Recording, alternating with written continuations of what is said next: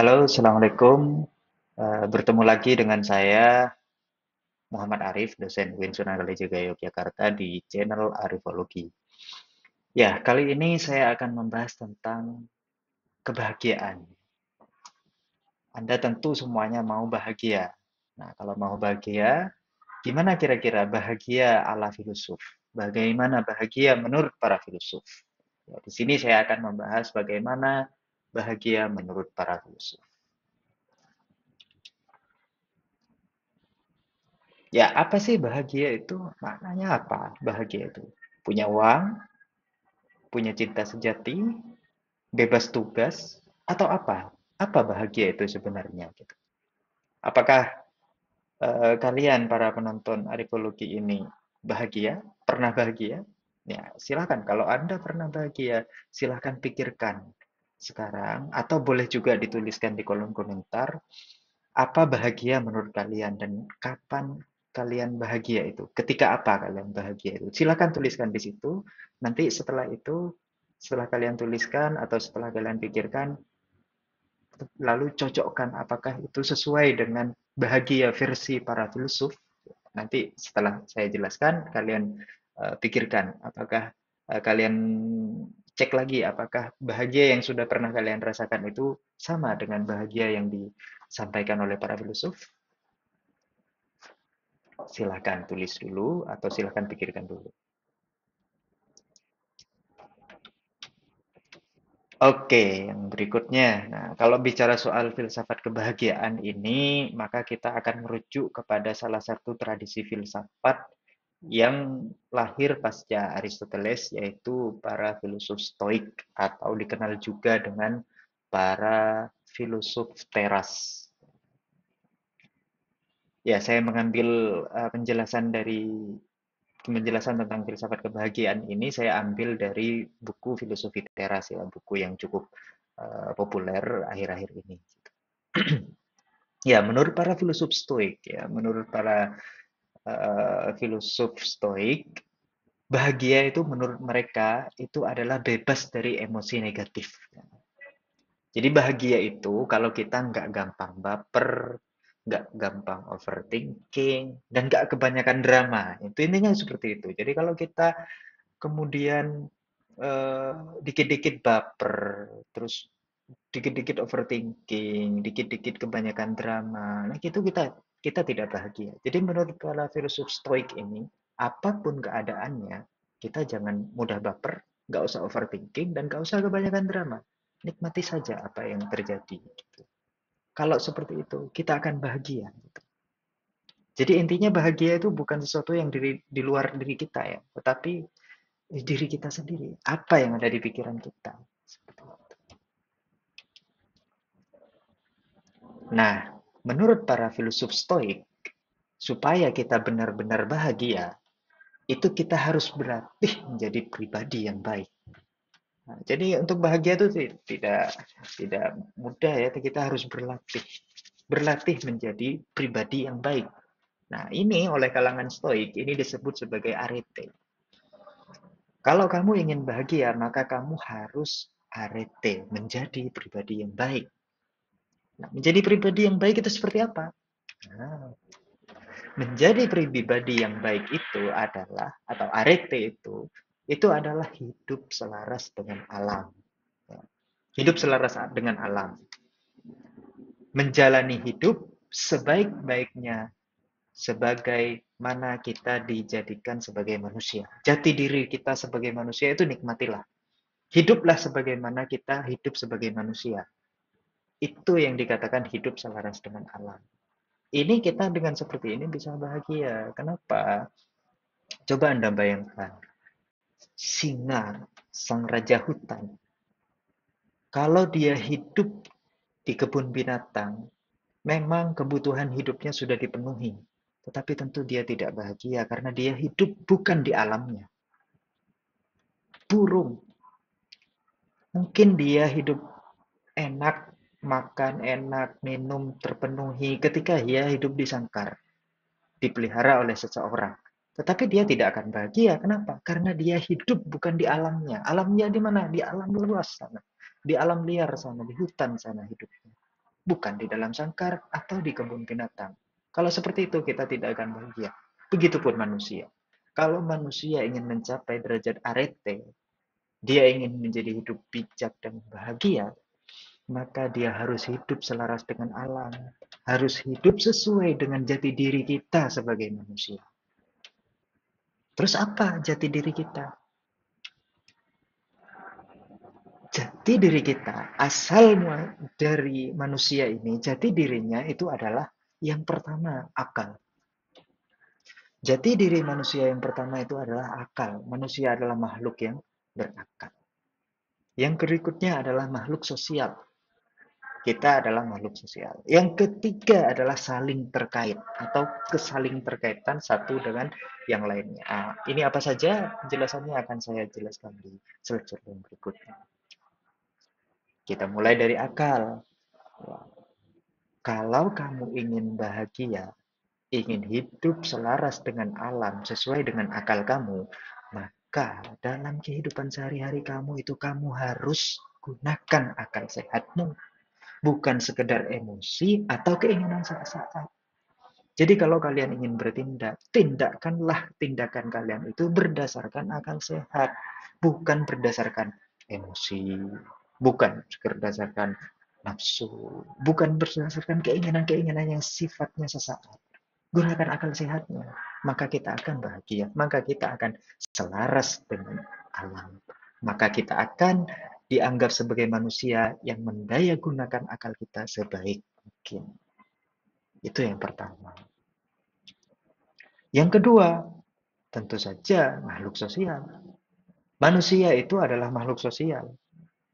Selain manusia itu adalah makhluk yang berakal, manusia itu juga makhluk sosial. Jadi kita pasti dalam kehidupan sehari-hari itu butuh sama orang lain. Nggak mungkin ada manusia yang tidak butuh sama orang lain. Walaupun kadang-kadang ya orang lain itu nyebelin. Orang lain itu kadang aneh-aneh. Orang lain itu juga bikin kita sakit hati.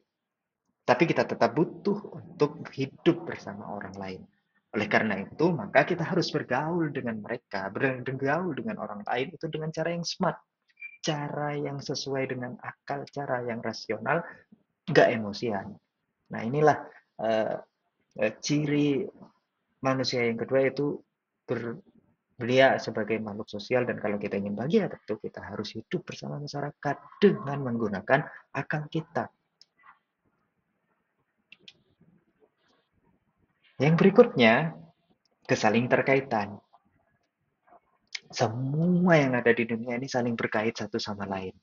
Ada satu peristiwa dengan peristiwa yang lain, itu pasti berkaitan satu sama lain.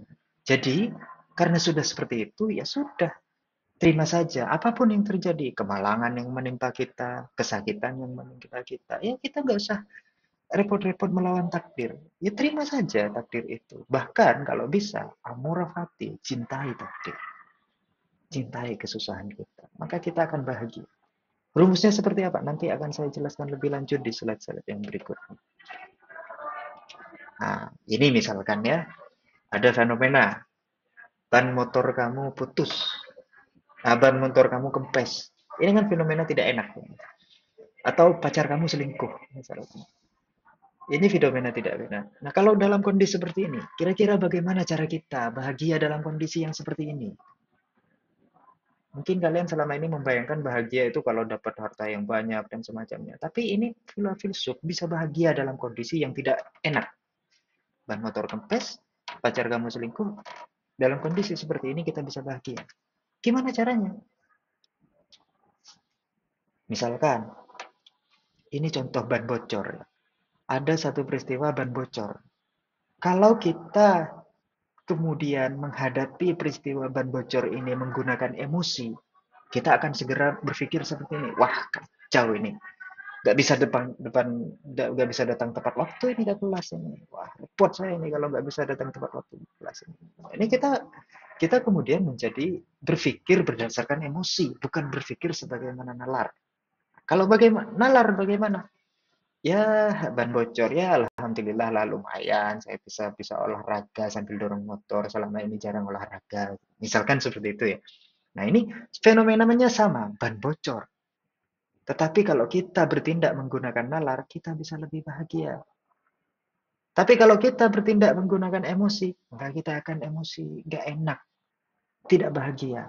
Ini emosi negatif ini kalau seperti ini. Nah, jadi begitu. Jadi yang kita ubah itu bukan ban bocornya. Fenomena ban bocor itu tidak bisa kita ubah. Yang bisa kita ubah adalah bagaimana pemahaman kita terhadap peristiwa itu. Sama-sama kita bisa memahami peristiwa itu dengan emosi dan dengan nalar. Bukankah lebih enak kalau kita menggunakan nalar? Kita tidak akan emosi seperti itu, kita tidak akan tidak bahagia. Kalau kita menggunakan nalar, kita akan bahagia.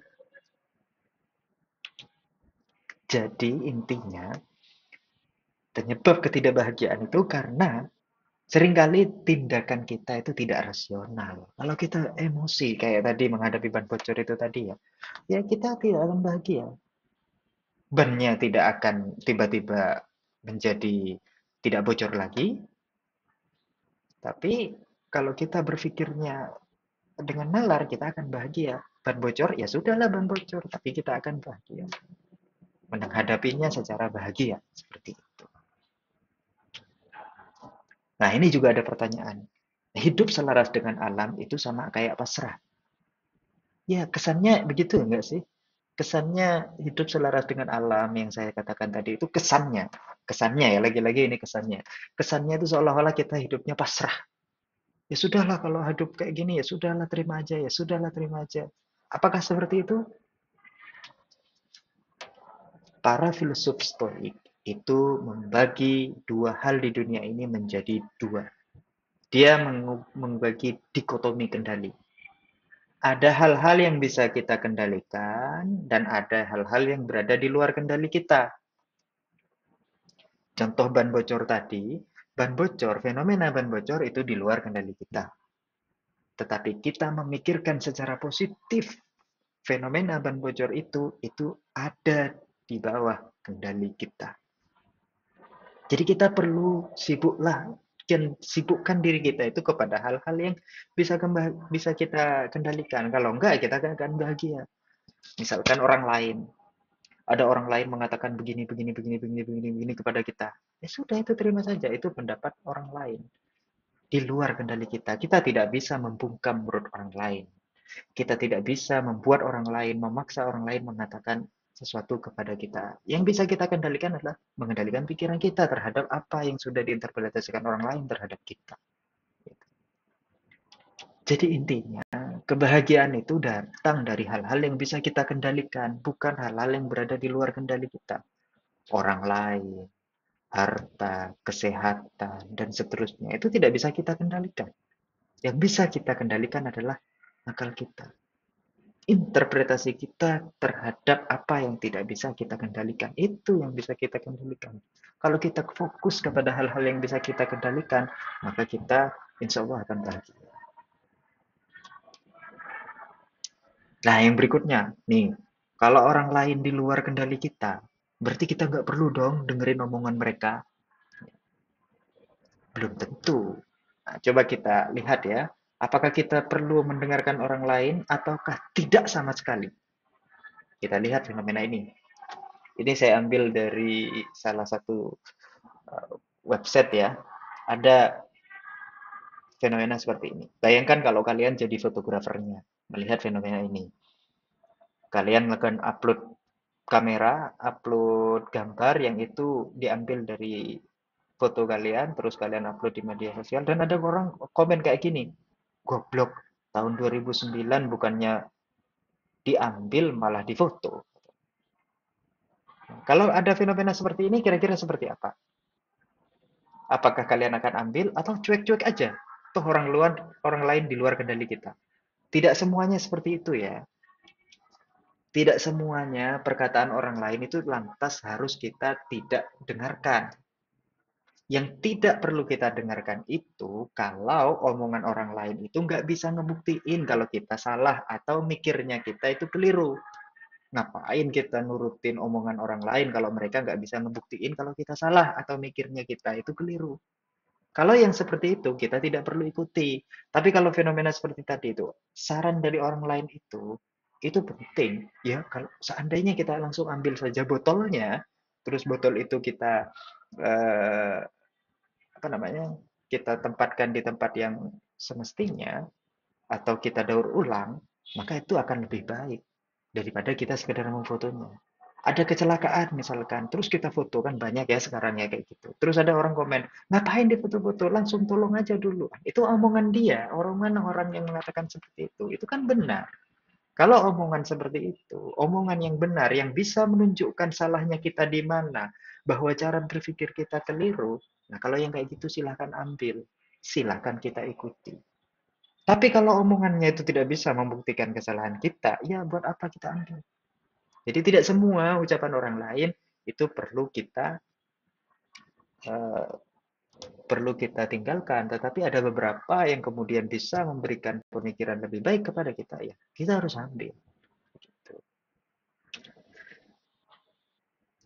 Nah, gampangnya kalau kita kemudian dihina orang lain, ya kita kan sering ya, tidak dari kedua tadi itu kan, kita kalau ingin hidup selaras dengan alam kan kita hidup bersosial bersama masyarakat, bersama orang lain. Masalahnya orang lain kan kadang mangkelin. Orang lain itu kan kadang suka menghina kita, sudah jelek-jelekin kita. Orang lain itu tidak semuanya baik. Dalam menghadapi orang lain yang tidak baik itu kan eh, tidak bisa kita mengendalikan orang lain itu. Jadi sebenarnya kalau kita dihina oleh orang lain, itu sebenarnya pertama-tama kita sudah menghina diri kita. Kalau kita mendengarkan hinaan orang lain itu dengan seksama, padahal ucapannya tidak benar, berarti kita sedang pertama-tama menjadi penghina atas diri kita. Seperti itu. Nah, jadi ketika menghadapi orang lain yang nyebelin, menghadapi orang lain yang tidak ramah, katanya orang Stoik itu seperti ini. Ini Marcus Aurelius yang bilang. Sebagai obat untuk melawan ketidakramahan, kita dianugerahi keramahan.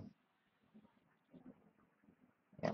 Jadi ketika menghadapi orang lain yang di luar kendali kita itu, ya kita hadapi dia dengan keramahan, begitu, bukan dengan ketidakramahan juga. Seperti itu. Ini adalah obat terbaik untuk melawan ketidakramahan. Apa? Keramahan.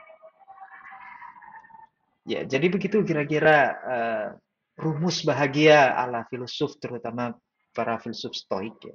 Intinya, kalau kamu ingin bahagia, hiduplah selaras dengan alam. Selaras dengan alam, menjadi manusia sebagaimana diciptakan kita sebagai manusia. Itu semoga bermanfaat. Terima kasih. Saya akhiri. Assalamualaikum warahmatullahi wabarakatuh.